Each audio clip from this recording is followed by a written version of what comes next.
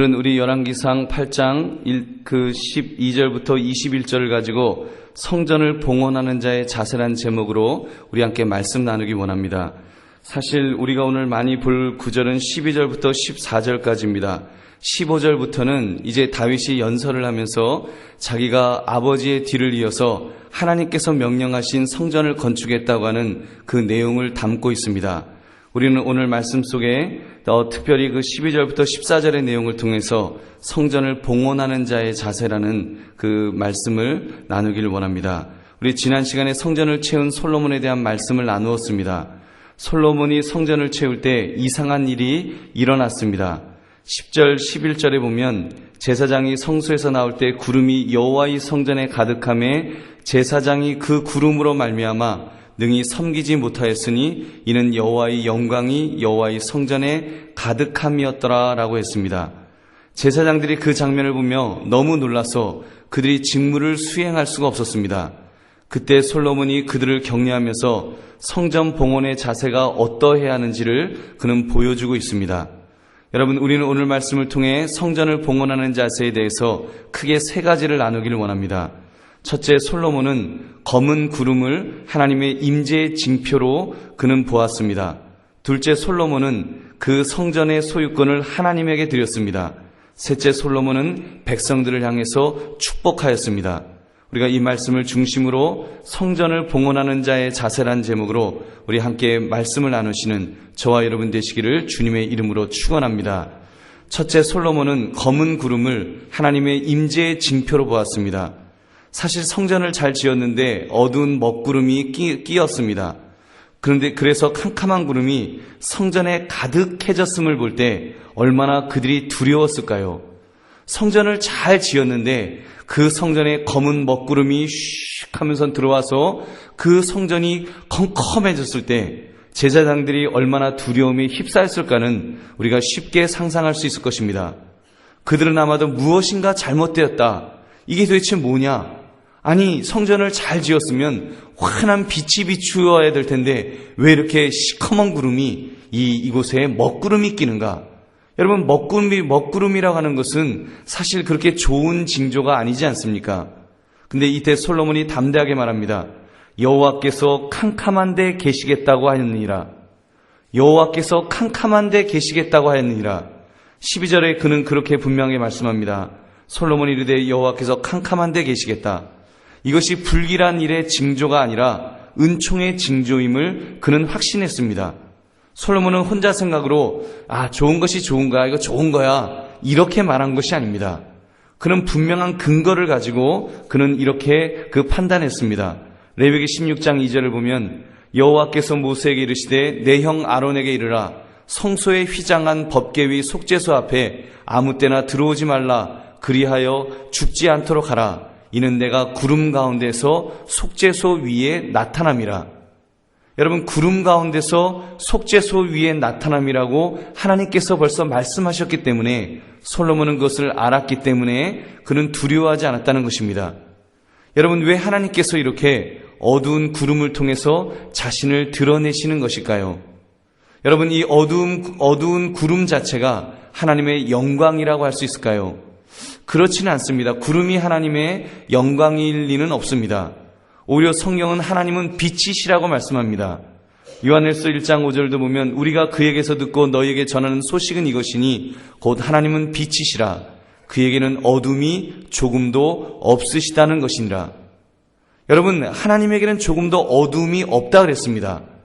근데 지금 성전을 건축해놓고 성전을 잘 지어놨는데 거기에 시커먼 먹구름이 들어온 것입니다. 여러분, 얼마나 무엇 때문일까요?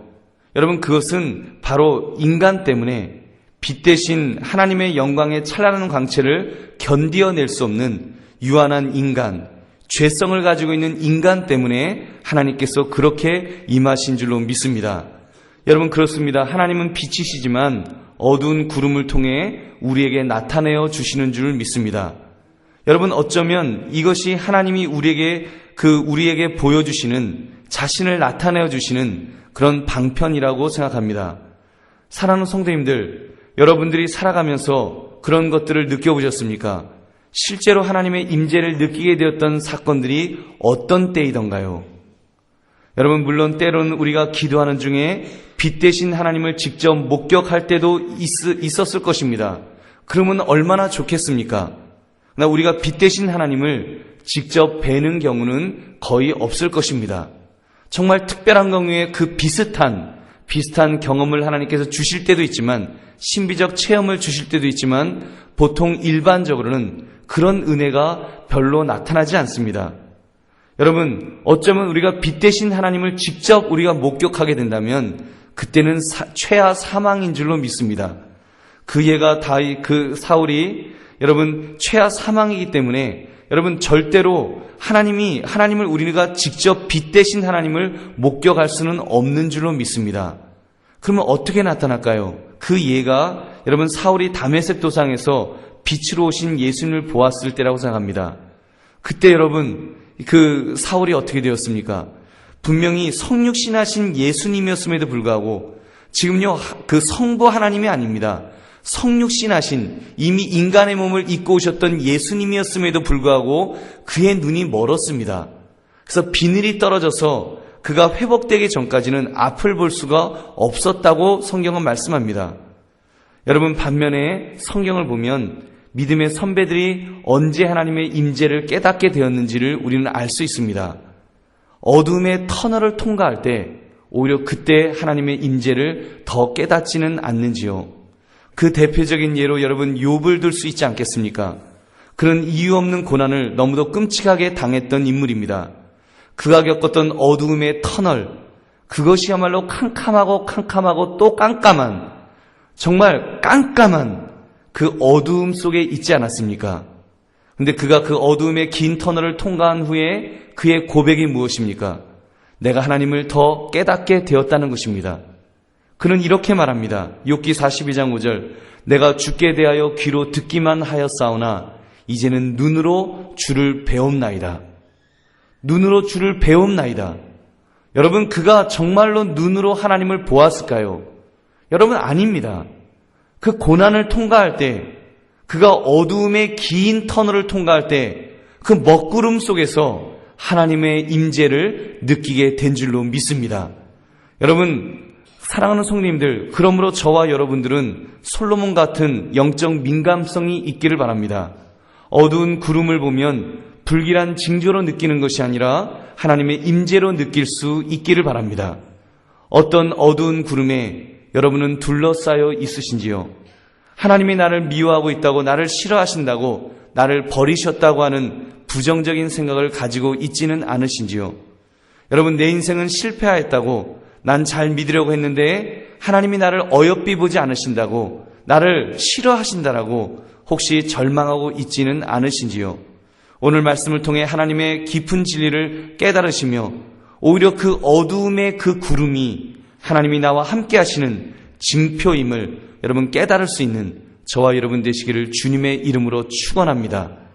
그래서 우리가 참으로 하나님 앞에 오히려 그 어두움의 구름을 통해서 한 발짝 더 가까이 나아갈 수 있는 저와 여러분 되시기를 다시 한번 주님의 이름으로 축원합니다.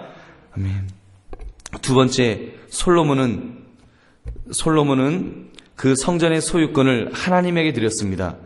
솔로몬은 그 성전의 소유권을 하나님에게 드립니다. 솔로몬은 확신했습니다. 자기가 하나님을 위하여 하나님이 계실 성전을 건축하였으므로 하나님께서 내려오셔서 임재하실 것을 그는 확신합니다. 그래서 그는 선포합니다. 13절을 보니까 내가 참으로 주를 위하여 계실 성전을 건축하였사오니 주께서 영원히 계실 처소로소이다. 주께서 영원히 계실 처소라고 그는 그렇게 고백합니다. 이 말을 바꾸면 이렇게 말했다고 할 수 있습니다. 바로 지금 여호와여 오시옵소서. 이 집은 주님의 것입니다. 온전히 주님의 것이오며 내가 참으로 주님을 위해서 건축하였사오며 주를 위해서 설비하였나이다. 이는 영원히 주님의 것이오니 주님 이곳에 영원히 거하실 처소입니다. 이곳에 와주세요. 그가 이렇게 고백하는 것입니다. 이 집은 결코 다른 사람에게 양도하거나 다른 목적으로 사용하기 위해서 변조하지 않을 그런 영원한 하나님의 집입니다. 이 집에 계세요. 그는 지금 그렇게 말하고 있습니다. 와, 여러분 너무 멋지지 않습니까? 이 솔로몬의 고백, 그가 성전을 지어놓고 하나님, 이 집은 하나님의 집입니다라고 그가 말했던 이 모습, 이 고백이 저와 여러분의 고백이 되어야 될 줄로 믿습니다. 여러분, 이 고백이 구약의 성도로서 솔로몬이 고백하는 이 성전의 개념과 신약 시대를 살아가는 우리가 생각하는 성전의 개념은 조금 다를 것입니다. 구약 시대 성도들에게 성전은 좀 더 장소적인 개념이 강했습니다. 물론 구약의 성도들에게도 성전이 꼭 장소적인 개념만은 아니었지만 그래도 장소적으로 예루살렘 성전이 강조되었던 것만은 분명합니다. 여러분, 그런데 이 말씀이 오늘 신약 시대를 살아가는 우리들에게는 어떻게 적용이 될까요? 우리가 예배드리는 이곳, 이 처소를 어떻게 생각해야 하냐는 것입니다. 장소적으로 이 땅, 이곳이 아니면 안 된다라고 우리가 말해야 할까요? 사실 그것만은 아님에 틀림없습니다. 그렇게 말하기에는 교회가 우리 한국에 너무나 많습니다. 특별히 여러분 개척교회들, 상각교회들의 경우는 아주 심각해집니다. 전세 살다가 주인이 나가라고 하면 그곳이 금방 장소를 비워주고 나가야 합니다. 그러면 그 장소는 학원이 되기도 하고 태권도 도장이 되기도 하고 심지어 다방이 되기도 합니다. 찻집이 되기도 합니다. 여러분, 그렇다면 우리 교회를 우리가 어떻게 보아야 하겠습니까? 많은 성도님들이 한강교회가 이 언덕 위에 우뚝 서 있는 것에 대해서 큰 자부심이 있습니다. 사실 한남대교를 타고 시내로 들어오면서 영적 관문의 역할을 한다는 점에서 굉장히 의미가 있다고 믿습니다. 그래서 가급적이면 이번 한남 뉴타운 이 개발에서 우리 교회 종교 부지에 대해서 그 싸움을 그래서 우리가 시작했습니다. 그러면서 정말 존치를 원한다. 우리가 이 땅에서 이곳에서 예배 드릴 수 있도록 그렇게 우뚝 선 교회가 될 수 있도록 해달라고 그렇게 탄원서를 제출했습니다. 여러분, 그러나 그것이 만약에 이 전체 계획에 지장이 된다면 우리 교회를 이 지역과 이곳과 버금갈 만한 그런 땅을 달라. 그런 땅이 아니면 안 된다라고 이제 그렇게 주장을 하고 있습니다. 그 일을 위해서 목숨을 걸 정도로 싸울 것입니다. 저도 영적인 의미에서 제가 다른 목사님들한테 그런 이야기를 했는데 하여튼 그냥은 못 내려간다. 만약에 우리를 그냥 그런 식으로 쫓아내보낼 것 같으면 이슬람 사원 끝까지 붙들고 같이 내려간다. 하여튼 그래서 목숨을 걸 정도로 싸우겠다고. 만약에 그 의미를 가진다면 우리는 목숨을 걸고라도 싸워야 될 것입니다. 영적 관문을 사수한다고 하는 그 의미가 있기 때문입니다. 그러나 제가 여러분에게 말씀드린 것은 목숨을 걸 정도로 싸운다라고 말씀을 드렸습니다. 여러분, 목숨을 걸 정도로 싸울 일이지 다른 말로 하면 목숨을 걸어야 하는 일은 아닙니다. 여러분, 거기는 분명히 차이점이 있습니다. 여러분, 왜냐하면 우리는 교회를 건물로 보지 않고 여러분 성도를 교회로 보기 때문입니다. 여러분, 이해가 되셨습니까? 건물이 교회가 아닙니다. 물론 건물도 중요합니다. 예배의 처소로서 중요한 의미가 있습니다. 그러나 정말 중요한 본질이 있다면 예수를 주로 고백하는 성도들, 그것도 한강교회 세례교인으로 등록된 바로 성도들이 한강교회인 줄로 믿습니다. 여러분, 그것이 중요한 것입니다.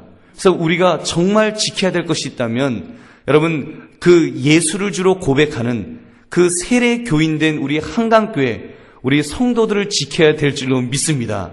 그래서 여러분, 우리가 예배 드리는데 가장 좋은 장소, 여러분, 그것이 급선무인 줄로 믿습니다. 그것을 위해서 우리가 기도하고 하나님, 정말 우리가 예배 드리는데 가장 적합한 장소를 달라고 기도할 수 있는 저와 여러분 되시기를 바랍니다. 여러분, 그렇게 볼 때 우리가 진짜 목숨을 걸어야 할 것이 무엇입니까? 여러분, 그것은 내가 하나님의 거룩한 성전이라는 사실, 내 안에 하나님이 거하시도록 하는 그 일에 목숨을 걸어야 할 줄로 믿습니다. 여러분, 내 자신을 위해서 내 자신을 지키는데 목숨을 걸어야 합니다. 고린도서 3장 16절 17절, 너희는 너희가 하나님의 성전인 것과 하나님의 성령이 너희 안에 계시는 것을 알지 못하느냐? 누구든지 하나님의 성전을 더럽히면 하나님이 그 사람을 멸하시리라. 하나님의 성전은 거룩하니 너희도 그러하니라. 여러분, 그렇습니다. 우리는 이 땅에 세워지는 교회 건물에 목숨을 거는 자들이 아닙니다. 우리는 우리 안에 세워져 있는 성전에 목숨을 걸어야 할 줄로 믿습니다.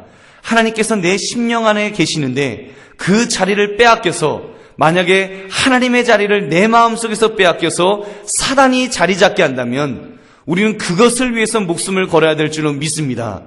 내 마음에 성령이 거하시는 전이 되게 해달라고, 내 몸이 성령이 거하시는 전이 되게 해달라고, 내 삶이 성령님께서 거하시는 전이 되게 해달라고, 성전이 되게 해달라고 우리는 목숨을 걸어야 될 것입니다. 그래서 여러분, 우리가 신앙적으로 나를 지키기 위해서, 우리의 성도들을 지키기 위해서, 우리의 신앙을 지키기 위해서 우리가 목숨을 걸 수 있는 그런 저와 여러분 되시기를 주님의 이름으로 축원합니다. 마지막으로 솔로몬은 백성들을 향해서 축복하였습니다. 여러분 14절을 보니까 솔로몬이 그가 이제 하나님께서 임재하신 것을 느끼고, 그리고 하나님 이곳을 하나님에게 드리겠습니다. 하나님 이것을 하나님 기뻐 받으세요. 다 드리면서 그는 지금 백성들을 향해서 얼굴을 향합니다. 그는 그리고 이렇게 말합니다.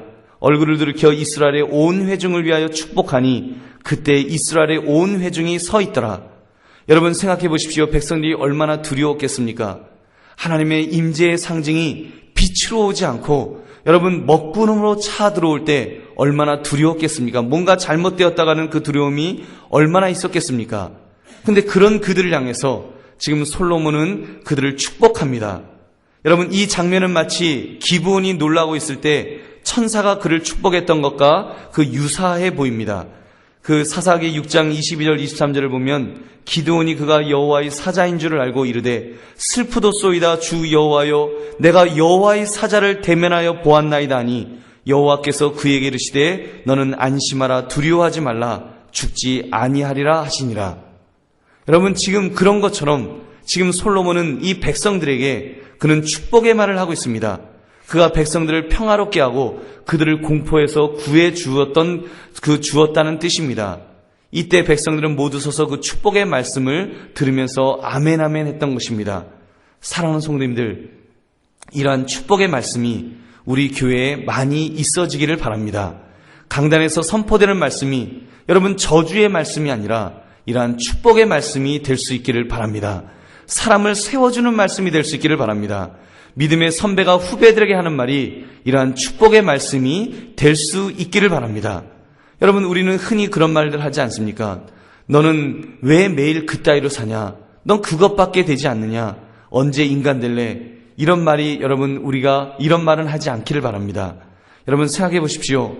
우리가 정말 하나님의 전에 와서 하나님의 임재를 느끼게 된다면, 하나님이 나와 함께 하신다, 이것을 느끼게 된다면 어떻게 저주의 말이 우리의 입술에서 쉽게 나오겠습니까? 여러분 축복의 말이 더 많이 나오지 않겠습니까? 하나님 내 삶을 하나님에게 드리겠습니다. 그래서 하나님에게 내 삶을 드리는데 우리의 입술에서 그 사람을 낙심시키고 떨어뜨리는 말을 우리가 쉽게 뱉을 수가 있겠습니까? 그보다는 여러분 이렇게 칭찬해주고 세워주고 격려해줘서 그 심령이 다시 한번 하나님 앞에 돌아서고 건강해질 수 있도록 그들을 이끌어주는 그런 말들이 우리가 더 많이 나오게 될 줄로 믿습니다. 여러분 그래서 우리가 그렇게 좋은 것만 보고 좋은 것만 생각하고 좋은 것만 말하게 될 줄로 믿습니다. 여러분 우리 한번 옆에 분에게 이렇게 인사하겠습니다. 그 사랑합니다, 축복합니다 이렇게 한번 인사하겠습니다. 사랑합니다, 축복합니다. 여러분 우리가 정말 만날 때마다 우리가 하나님의 임재를 체험하면, 여러분 하나님이 나와 함께 하신다는 것을 체험하면, 그리고 내 삶을 하나님 앞에 드리면 우리의 입술에서는 여러분 축복의 말만이 터져 나오게 될 줄로 믿습니다. 그런 축복의 말만을 할 수 있는 저와 여러분 되시기를 주님의 이름으로 축원합니다. 말씀을 맺습니다. 성전을 봉헌하는 자의 자세에 대해서 솔로몬은 이렇게 세 가지로 보여주었습니다. 솔로몬은 첫째 검은 구름을 하나님의 임재의 징표로 보았다 그랬습니다. 둘째 솔로몬은 그 성전의 소유권을 하나님에게 드렸다고 했습니다. 그때 셋째 솔로몬은 백성들을 향해서 축복하였다고 했습니다. 여러분 저와 여러분도 이러한 삶을 살 수 있기를 바랍니다. 인생의 먹구름 여러분 우리에게도 있을 것입니다. 때로는 하나님이 나를 미워하신다고, 나를 싫어하신다고 느껴지는 때도 있으셨을 것입니다. 여러분 그러나 분명한 것은 그런 인생의 먹구름이 오히려 하나님의 임재의 징표가 될 수 있다는 것을 우리는 분명히 믿을 수 있기를 바랍니다. 하나님이 나와 함께 하시는 시간입니다. 오히려 고난은 여러분 축복에 위장된 축복이라는 이야기도 있지 않습니까? 하나님께서 우리를 세워주시고 우리를 회복시켜주시고 우리에게 더 큰 복을 주시기 위한 그런 시간인 줄로 믿습니다. 여러분, 그러므로 우리가 그 하나님을 느끼면서 우리 자신들을 드립시다. 내 자신을 드립시다. 여러분, 건물을 드리는 것이 중요한 것이 아니라 그보다 더 중요한 것은 내 마음을 드리고 내 몸을 드리고 내 인생을 하나님 앞에 드릴 때 거룩한 성전으로, 하나님 성령님께서 거하시는 거룩한 전으로 우리가 드릴 때 여러분, 우리의 삶에 변화가 일어날 줄로 믿습니다. 우리의 입술에서 축복의 말이 넘칠 줄로 믿습니다. 여러분, 교우들에게 또는 이웃들에게, 여러분의 자녀들에게, 여러분 또 배우자에게 축복의 말이 더 많이 터져나오게 될 줄로 믿습니다. 그래서 여러분, 좋은 것만 보시고 좋은 것만 생각하시고 좋은 것만 말함으로 우리는 참으로 정말 우리의 삶이 하나님에게 드려지는 삶, 마치 여러분 그 하나님께서 주신 우리의 생명, 이것을 가지고 하나님에게 우리가 성전을 봉헌하는 것처럼, 여러분 성전의 봉헌을 내 삶의 봉헌을 통해서 참으로 주 앞에 드리는 그런 삶을 살아가시는 저와 여러분 되시기를 다시 한번 주님의 이름으로 축원합니다. 우리 함께 기도하겠습니다. 오늘 말씀 기억하시면서